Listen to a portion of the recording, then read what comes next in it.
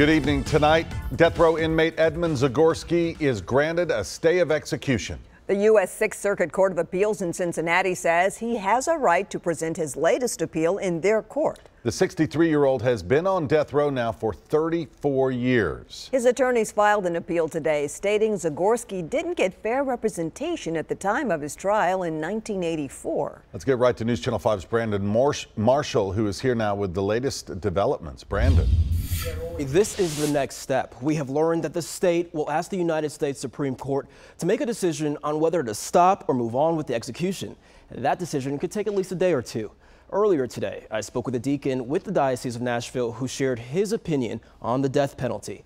Deacon James Booth hopes one day the death penalty will be taken out of Tennessee law and the U.S. But until then, he says it is his calling to show compassion to all people. Edmund Zagorski was expected to be executed by lethal injection for double murder back in 1983, but that has paused. The Catholic Church rejects the death penalty under any circumstances. Deacon James Booth has volunteered his time at Riverbend Maximum Security for 7 years. Their crimes were committed when they were in their teens or early 20s. The Catholic Church calls him to minister and share biblical teachings to the men weekly. So that when we, as a society, take it upon ourselves to execute somebody, we take upon ourselves a power which is uniquely God's.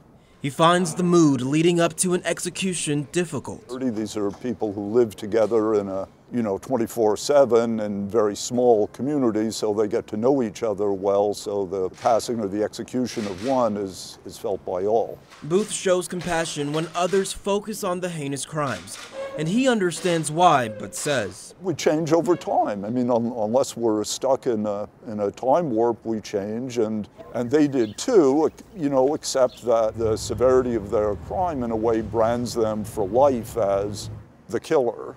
Zagorski's past may eventually catch up to him, but for now, time is on his side. Now, a recent Pew study says 53% of Catholics support the death penalty.